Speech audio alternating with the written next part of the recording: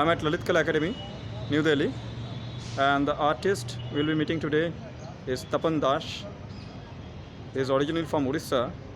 So before we start our talk, let me show the surrounding.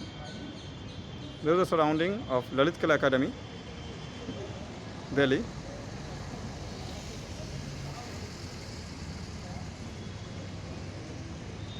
And let's start the talk. तपन जी नमस्कार। नमस्कार। तपन जी, कुछ बातें art keeper के साथ आपकी है आज शेड्यूल, तो आपके आर्ट प्रैक्टिस के बारे में कुछ पूछना था मुझे। जी। आपका जो आर्ट प्रैक्टिस है, इसका शुरुआत कहाँ से हुआ? मतलब अगर आप बोला जाए तो आर्ट जर्नी की शुरुआत कहाँ से हुई? एड जर्नी एक्चुअली मेरा चाइल्डहुड से इसका एक मेरे को इंटरेस्ट था कि ड्राइंग हो, पेंटिंग हो, सब चीज़ को देख के मैं बहुत अट्रैक्ट हो जाता था बचपन से ही। जी। तो जैसे कि कोई कुछ ड्राइंग बना दिया मेरे, जैसे मुझे जितना तक याद है फर्स्ट मैंने पहला क्लास हो, मैंने फर्स्ट ईयर फर्स्ट स्टैंडर्ड में। फर्स्ट स्टैंडर्ड में जी। और सेकंड स्टैंडर्ड में मैं क्या करता था, रहता था पूरी में। जी। पूरी में रहता था तो कभी कभी हम चले जाते थे होम्योपैथी क्लिनिक में, पापा ले जाते थे। जी। तो उसमें छोटा छोटा पेपर्स होते थे, वो जो डॉक्टर्स देते थे, एक पाउडर देते थे, वो पेशेंट जी। खा जी। लेते थे जी। और फेंक देते थे। मैं उसको उठा के लाता था और उसमें जगन्नाथ, बलराम, सुभद्रा, ये सब उसी पेपर में आप ड्रॉ करते थे? ड्रा करता था, क्योंकि वो सबसे इजीएस्ट फॉर्म होता था। जी। तो उसको मुझे नहीं पता कि कहाँ से इंटरेस्ट हुआ, मेरे को इतना याद आ रहा है कि वो सब मैं करता था। जैसे कि एग्ज़ाम दे रहा हूँ, पेपर थोड़ा सा पेपर बच गया पीछे, तो मैं उसमें ड्राइंग कर देता था। जी। हाँ, तो ये स्पॉन्टेनियसली चला आ रहा है। ऐसे मैं कह नहीं सकता कि ये इंटरेस्ट किसको देख के या कोई इंसिडेंट से पैदा हुआ, ऐसा कुछ नहीं है। मुझे जी। जब तक ये याद है मेरा इंटरेस्ट है, और ऐसे ही बहुत सारे तरीके हैं जी। जिससे कि मैं करता था बस। ओके। उसके बाद बचपन में, उसके बाद आपने कॉलेज में उसमें एडमिशन लिया? आपने कोई किसी कॉलेज में एडमिशन का सोचा कि आप उस पे जाएं, आर्ट एजुकेशन, प्रॉपर एजुकेशन ले? आफ्टर 10+2 जी। मैं कॉमर्स पढ़ता था, कॉमर्स ओके। का स्टूडेंट था। तो मैंने देखा कि एक भुवनेश्वर में एक BK college of art and craft है। ओके।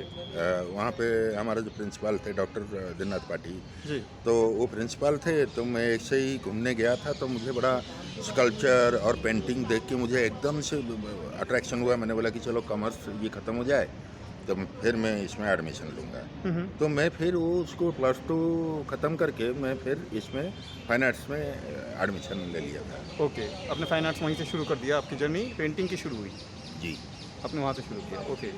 और फाइन आर्ट्स के दौरान आपका कोई पर्टिकुलर चॉइस था आपके किसी सब्जेक्ट की तरफ, जब आप उस आर्ट प्रैक्टिस को मेंटेन करते थे अपने कॉलेज में?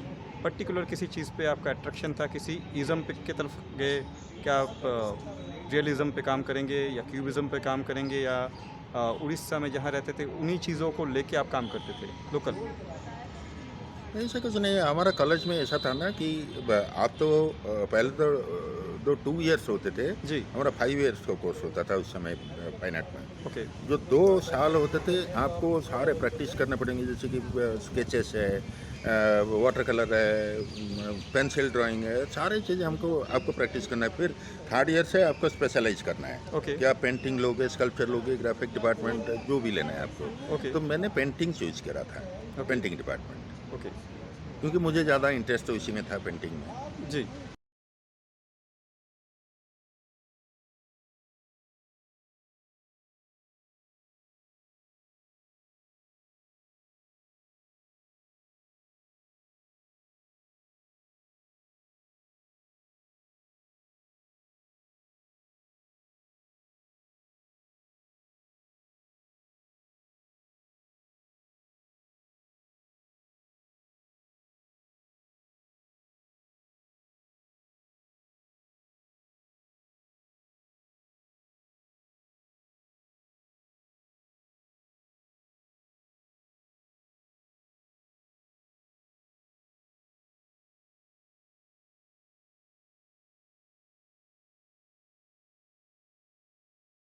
तपन जी, एक चीज़ और भी पूछना है, क्योंकि हम लोग जब बोल रहे थे बातें आपके कॉलेज के एजुकेशन के बारे में, कॉलेज के एजुकेशन के बाद आप आए दिल्ली में। जी।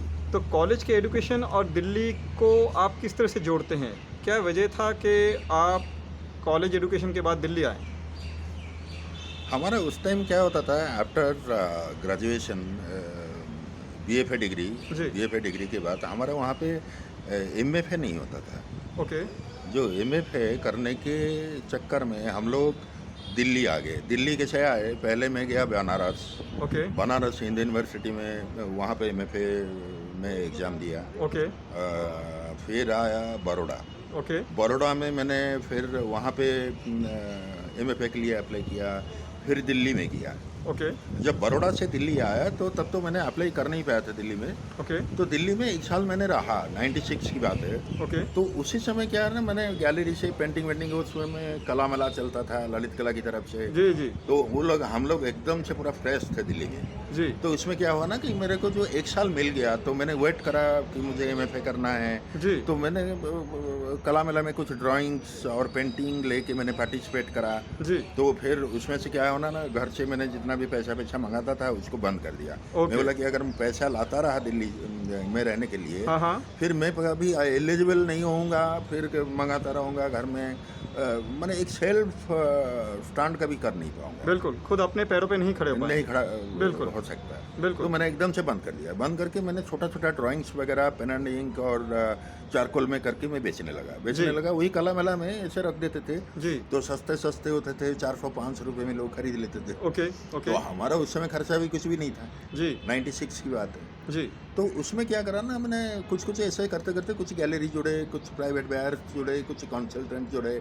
ओके। तो उनको धीरे धीरे देता रहा। 1 साल ऐसे ही बीत गया। ओके। तो फिर मुझे ये जो निरंजन सेनगुप्ता जी जो प्रिंसिपल थे, कॉलेज ऑफ आर्ट डीन के। थे कॉलेज ऑफ आर्ट के, कॉलेज ऑफ आर्ट के थे। हाँ, जी। और जय जरटिया जी, जय दोनों मुझे जरटिया। बोले कि तुम तो पेंटिंग का एग्जीबिशन करते हो, पेंटिंग तो तुम सेल करने लगे, तो फिर एमएफए क्यों करोगे? करो, अपना करियर बनाओ। तो इसे इसके बाद जो करोगे वही तो करना है तुम्हें, यही करोगे। बिल्कुल। तो तुम अगर जुड़ोगे, एग्जीबिशन करोगे, तो तुमको सर्टिफिकेट कौन मांगता है? तुम तो ऑलरेडी तुम लाइन पकड़ लिए हो। बिल्कुल। तो बिल्कुल। ऐसे करके बोले कि बेकार का अप्लाई क्यों करोगे, फिर अभी 2 साल रहोगे, 2 साल तुम्हारा वेस्ट होगा। ऐसे जी। करके मुझे समझाया, पता नहीं क्यों समझाया, लेकिन ठीक है, मुझे अच्छा लगा। ठीक है। लेकिन मैं क्या कहता था ना, दिल्ली वो कॉलेज आना जाना करता कॉलेज ऑफ था। आर्ट दिल्ली में जाते कॉलेज ऑफ आते थे। आर्ट, हाँ। तो ओके। जय झरटिया जी से निरंजन सेनगुप्ता जी। और रूबीना करोड़े वो पढ़ाती थी, कभी कभी क्लास भी अटेंड कर लेता था। जी। हैं, तो ऐसे करके बस चलता रहा। अभी तो 2021 हो गया। ओके। तो ऐसे ही जर्नी है दिल्ली में आने के बाद, ऐसे ही चलता रहा अभी तक।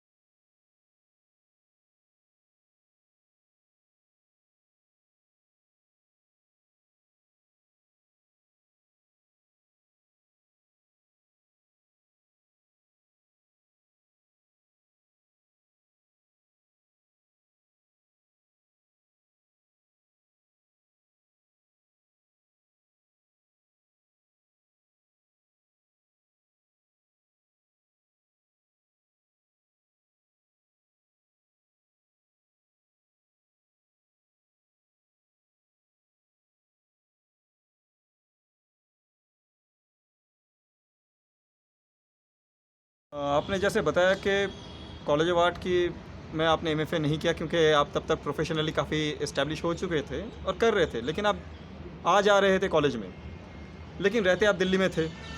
उस दौरान दिल्ली में रहते दौरान आप काफ़ी गैलरीज से मिले। उस वक्त आपके आर्ट पे क्या किस तरह के प्रभाव पड़ा? क्योंकि ऑब्वियसली आप उड़ीसा से आए थे, उड़ीसा के चीज़ों को लेके आप चले। आपके पेंटिंग्स में, आपके ड्राइंग्स में क्या उड़ीसा की उन चीज़ों को पाया जाता है? क्योंकि हाँ, मैंने देखा है, मैंने ऑब्ज़र्व किया है आपके काम को, तभी मैं आपसे पूछ रहा हूँ। तो उन चीज़ों को, किन चीज़ों को लेके आप चलते हैं? जब आप दिल्ली में आप आए तो किन चीज़ों को आप लेके करते रहे काम? एक्चुअली हम लोग जब उड़ीसा में थे तो क्या होता था कि एक ही जगह थे, उस जगह का कल्चर हो, ट्रेडिशन हो, वहाँ वहाँ के जो आर्टिस्ट लोग जैसे काम करते थे, जी, तो उससे हम लोगों के ऊपर वो चीज़ का प्रभाव था। बिल्कुल। हाँ, तो वो तो होता ही है। आप जिस जगह रहोगे, जैसे लोगों से मिलोगे, जिस परिवेश में रहोगे, जी, वो जगह का थोड़ा इम्प्रेशन आता है। बिल्कुल। तो हम लोग तो बाहर गए नहीं थे, ज़्यादा नहीं थे, कभी कलकत्ता चले गए, कभी दिल्ली आ गए तो 15 दिन के लिए घूम गए, जी। लेकिन उसका इम्प्रेशन ज़्यादा नहीं था। ओके। वो उड़ीसा का था। उड़ीसा तो का हम, हाँ, तो क्योंकि स्कूलिंग वगैरह वहाँ से वहाँ, फिर हमने एजुकेशन भी लिया, आर्ट का एजुकेशन। जी, तो हम लोग जब दिल्ली आए, दिल्ली आने के बाद मैंने कॉलेज ऑफ आर्ट गया, यहाँ पे गैलरी में एग्जीबिशन वगैरह देखा, जी, यहाँ के कुछ आर्टिस्ट लोगों से हम बात किए, जुड़े। जी, तो धीरे धीरे धीरे धीरे क्या होता है, उसका जो एक इन्फ्लुएंस होता है, जी, एक प्रभाव भी आता है उसके ऊपर। तो उसमें से उड़ीसा का जो ये था, फिर समझ भी बढ़ा। जी, तो उड़ीसा में जो कंसेप्ट था, हम लोग पूरा फ्रेश आफ्टर पास आउट आ गए थे यहाँ पे। जी, तो यहाँ आने के बाद कुछ चीज़ें जो कि जैसे कि ट्रिनाले हुआ, जी, बिनाले होता था, ट्रिनाले होता था, वो सब देखे। बाहर के जो एब्रॉड से जो लोग आते थे उनसे मिले। जी। हाँ, तो उसमें से बाहर बहुत सारा कंसेप्ट हमारा आर्ट के बारे में चेंज हुआ। जब आप तो यहाँ पे थे बताइए। दिल्ली में तब ट्रिनाले शायद हुआ था। हाँ, तब ट्रिनाले यहाँ पे हुआ था। हुआ तब था। आप मिलने का मौका भी मिला होगा आपको बहुत सारे आर्टिस्टों बहुत से। सारे आर्टिस्ट से मिले। जी। हम लोग उनसे उनके साथ काम भी करते थे। अच्छा, हाँ, ललित कला में बैठ के वो सारे बड़े बड़े इंस्टॉलेशन वगैरह उन्होंने, हम वो लोगों के साथ काम भी किए। ओके। और एक चीज़ और पूछूँगा, क्या आप दिल्ली में रहते हुए आउटडोर स्केचिंग वगैरह ये भी करते रहते थे? ड्राइंग का क्या आप मानते हैं कि ड्राइंग का इम्पोर्टेंस है? क्या आप दिल्ली में आउटडोर स्केचिंग वगैरह या ड्राइंग्स के लिए भी आप दिल्ली को कभी यूज़ करते थे, दिल्ली की जगह को? क्योंकि वहाँ पे बहुत सारी जगह हैं दिल्ली में। हाँ, दिल्ली में कुछ दिन तक तो मैंने किया। 6 महीने, 1 साल के आसपास ओके, मैंने इधर उधर जाके स्केच करता था। पेन एंड इंक और पेंसिल स्केच, चारकोल स्केच मैंने किया दिल्ली में। ओके, बहुत हुमायूं टूम, फिर लाल किला वगैरह, अच्छा, बहुत अच्छा अच्छा स्पॉट है। Okay. Lodhi garden. Lodhi garden. हाँ, अच्छा। ललित कला में भी काफ़ी सारा मैंने किया, एक एक जो सारे स्पॉट देख के हाँ, हाँ। छोटा छोटा स्केच। तो आपका फर्स्ट सोलो शो आपका कब हुआ था? फर्स्ट सोलो एग्जीबिशन कब हुआ था आपका? हाँ, पहला सोलो शो मेरा हो गया था 98 में। और कहाँ पे हुआ था ये? ये ललित कला में ही हुआ। ललित कला अकेडमी में हुआ, जहाँ हम आज बैठे हुए हैं। हाँ हाँ। अच्छा। ऐसे और- ग्रुप शो मेरा हुआ था एक 91 में। ओके। लेकिन वो ग्रुप शो था, मेरा कुछ फ्रेंड भुवनेश्वर का जी, और मेरा ऐसे करके किए थे ललित कला में। लेकिन मेरा सोलो शो जो हुआ वो जी। 98 98 में। और यहाँ पे एक फ्रेस्को गैलरी होता था ललित कला में। हाँ, वहाँ अच्छा, पे हुआ था। अच्छा, अच्छा, अच्छा। और आप कितने काम वहाँ पे आप एग्ज़िबिट कर पाए थे? तब पेंटिंग्स ही थे आपके? पेंटिंग था कुछ, थोड़ा ड्राइंग ज़्यादा नहीं था, ज़्यादातर पेंटिंग ही थे। ओके, इसमें 20-22 पेंटिंग थे ओके। और 5-7 ड्राइंग थे। 5-7 ड्राइंग। हाँ। और आपका कलर पैलेट जब पहले था और आज जो है, उसमें कोई चेंजेस हैं? आपके कलर पैलेट, आप किस तरह के कलर पैलेट को यूज़ करते हैं? पहले जो मेरा कलर था थोड़ा सा, अभी थोड़ा सा मुझे जो लगता है कि अभी थोड़ा सा ब्राइट कलर थोड़ा सा आ गया है पेंटिंग में मेरा। ओके, लेकिन पहले से थोड़ा सा थोड़ा थोड़ा क्या बोलते हैं उसको, थोड़ा सॉफ्ट कलर, जैसे कि थोड़ा सा मर्ज होके ऐसे थोड़ा ब्राइट कलर नहीं होते थे, थोड़ा डल कलर में था। पहले, हाँ, लेकिन अभी ब्राइट ज़्यादा है, थोड़ा सा ब्राइट है, उससे तो बेटर। उससे ज़्यादा हाँ। ब्राइट है। ओके। आगे के आपके कोई प्लान्स हैं, जैसे आप स्कल्पचर में जाना चाहें? क्योंकि आप जिस तरह के काम कर रहे हैं, कैनवासेस कर रहे हैं, बड़े काम कर रहे हैं अभी, तो क्या आप इसको स्कल्पचर की तरफ भी ले जाना चाहेंगे कभी अपने फॉर्म को, या किसी और मीडियम में, डिजिटल मीडियम? मैंने स्कल्पचर भी कुछ किया था बीच में, ओके। फाइबर का। अनफॉर्चुनेटली वो सारे इमेजेस तो है मेरे पास, ओके, लेकिन काम मेरे पास नहीं है। ओके। मैं सोचा था कि एक दो काम रख दूँ, लेकिन रहा नहीं, बहुत काम किए थे मैंने। ओके, लेकिन मैं सोच रहा हूँ कि कुछ करूँगा इन फ्यूचर। अभी थोड़ी दिन, अभी थोड़ा सा मौसम चेंज होगा तो करूँगा। अच्छा, उसके बाद स्कल्पचर में हाँ, भी ये आप कोरोना करना। फरोना ये सब बदलेगा। सोच रहा हूँ कुछ फाइबर में ओके, ट्राई करता हूँ। आप फाइबर में ट्राई करना चाहेंगे? हाँ, मैंने करा था, लेकिन वो तो है नहीं। ओके। हाँ। एक चीज़ और पूछना चाहूँगा, छोटा सा ये, कि आपका अपना एक स्टूडियो है, जिस स्टूडियो में आप काम करते हैं, तो आपके लिए एक स्टूडियो में कन्फाइन होकर काम करना, वो ज़्यादा सेफ़ या अच्छा लगता है, या आउटडोर करने में कभी अगर आपको लगे कि नहीं मैं आउटडोर करना चाहता हूँ, कुछ बाहर बैठ के काम करना चाहता हूँ, वो माहौल जो आपको ज़्यादा इम्पोर्टेंट लगता है, या आपके हिसाब से एक आर्टिस्ट को अपने स्टूडियो में ही काम करना चाहिए? देखो, कभी कभी सिचुएशन के ऊपर डिपेंड करता है। अगर आप देखो कि स्टूडियो में काम करते हो, माने एक चीज़ है ना, ये जो एकांत बोला जाता है ना, एक लोनलीनेस भी चाहिए बिल्कुल। है। कभी कभी भीड़ में भी आना चाहिए, कभी कभी लोनलीनेस चाहिए, और लोनलीनेस ज़्यादा चाहिए मुझे लगता है। ओके। जो अकेलेपन, हम्म। उसमें चीज़ें ना उभरती है चीज़ें। ओके। ठीक है, वो चीज़ एक आ गया तो आप फिर आउटडोर में आ जाओ, करो, वो तो थोड़ा चेंजेस के लिए है। ठीक है। लेकिन मुझे जो फील होता है कि अकेले रहना ही बेटर है, आइसोलेशन में काम करना ज़्यादा ज़्यादा बेटर है। बेटर है। ओके। है ना? लेकिन हम लोग जाते हैं वर्कशॉप वगैरह में, करते हैं भीड़ में, ऐसा नहीं है। हम्म। मैंने सबके सामने कैंप या आर्ट वर्कशॉप हाँ, भी करते हैं, करते हैं। वो तो सबके बीच में ही करना पड़ता है। करना पड़ता है, बिल्कुल। वो तो करते हैं, लेकिन एक अकेले में काम करने में वो चीज़ अलग है। ओके। वो चीज़ मुझे लगता है कि वो ज़्यादा चीज़ें ना उसमें से निकलती निकल के आती है। है। हाँ। ओके। तपन जी, एक चीज़ और पूछना था, जैसे आर्टिस्ट भी सोसाइटी का पार्ट है, आर्टिस्ट हम लोग सोसाइटी से अलग नहीं है।